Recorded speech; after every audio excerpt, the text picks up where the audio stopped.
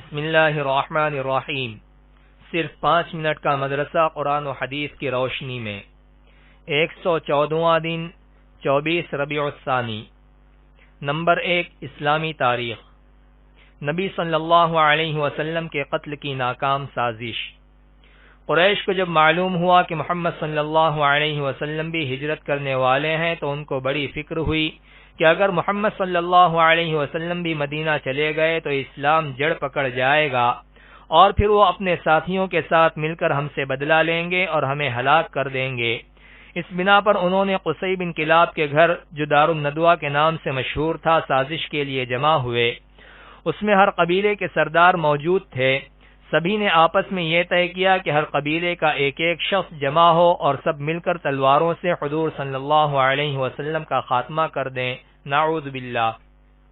اس فیصلے کے بعد انہوں نے رات کے وقت رسول اللہ صلی اللہ علیہ وسلم کے مکان کو گھیر لیا اور اس انتظار میں رہے کہ جب محمد صلی اللہ علیہ وسلم صبح کو نماز کے لیے نکلیں گے تو تلواروں سے ان کا خاتمہ کر دیں گے، مگر اللہ تعالی نے رسول اللہ صلی اللہ علیہ وسلم کو قریش کی اس سازش سے باخبر کر دیا۔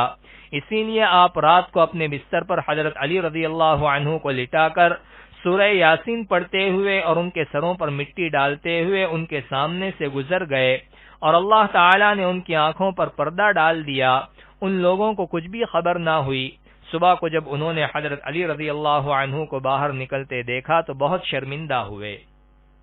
نمبر 2، حضور صلی اللہ علیہ وسلم کا معجزہ، بکری کا دودھ دینا۔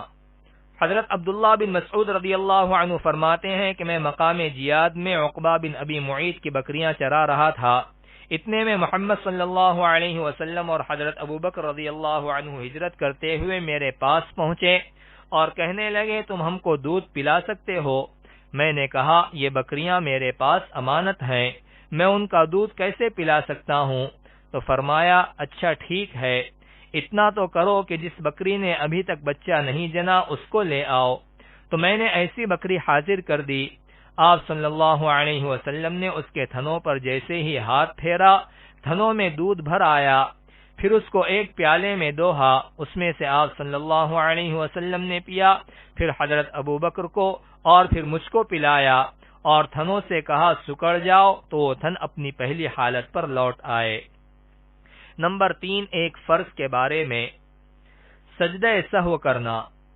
رسول اللہ صلی اللہ علیہ وسلم نے فرمایا جب تم میں سے کسی کو نماز میں بھول چوک ہو جائے تو سجدہ سہو کر لے۔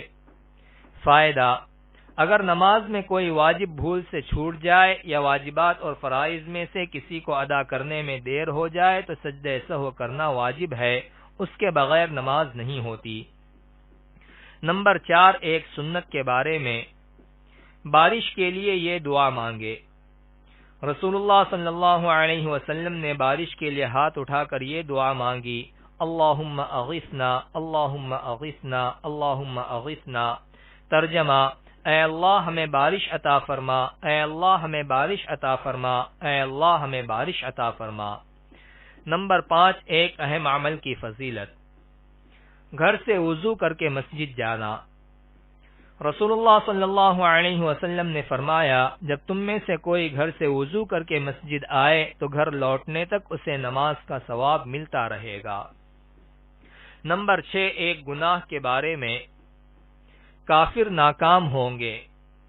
قرآن میں اللہ تعالی فرماتا ہے بے شک جو لوگ کافر ہو گئے اور دوسروں کو بھی اللہ کے راستے سے روکا اور ہدایت ظاہر ہونے کے بعد اللہ کے رسول کی مخالفت کی تو یہ لوگ اللہ کے دین کو ذرا بھی نقصان نہیں پہنچا سکیں گے اور اللہ تعالی ان کے تمام اعمال کو برباد کر دے گا۔ نمبر 7، دنیا کے بارے میں، لوگوں کی کنجوسی۔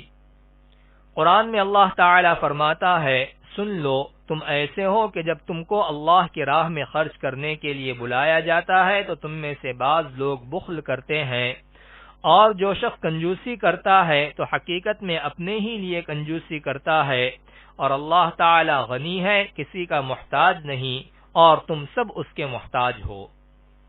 نمبر 8، آخرت کے بارے میں، حوض کوثر کیا ہے؟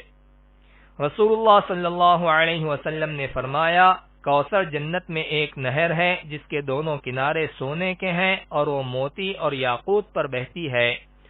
اس کی مٹی مشک سے زیادہ خوشبودار، اس کا پانی شہد سے زیادہ میٹھا اور برف سے زیادہ سفید ہے۔ نمبر 9، طب نبوی سے علاج۔ ورم یعنی سوجن کا علاج۔ حضرت اسماء رضی اللہ عنہا کے چہرے اور سر میں ورم ہو گیا تو انہوں نے حضرت عائشہ رضی اللہ عنہا کے ذریعے آپ صلی اللہ علیہ وسلم کو اس کی خبر دی۔ چنانچہ حضور صلی اللہ علیہ وسلم ان کے یہاں تشریف لے گئے اور درد کی جگہ پر کپڑے کے اوپر سے ہاتھ رکھ کر 3 مرتبہ یہ دعا فرمائی: اللہم اذہب عنہا سوءہ وفحشہ بدعوت نبیک الطیب المبارک المکین عندک بسم اللہ۔ پھر فرمایا یہ کہہ لیا کرو۔ چنانچہ انہوں نے 3 دن تک یہی عمل کیا تو ان کا ورم جاتا رہا۔ نمبر 10، نبی صلی اللہ علیہ وسلم کی نصیحت۔ رسول اللہ صلی اللہ علیہ وسلم نے فرمایا: تم اپنے کسی بھائی کی مصیبت پر خوشی کا اظہار مت کرو، اگر ایسا کرو گے تو ہو سکتا ہے کہ اللہ تعالی اس کو مصیبت سے نجات دے دے اور تم کو اس مصیبت میں مبتلا کر دے۔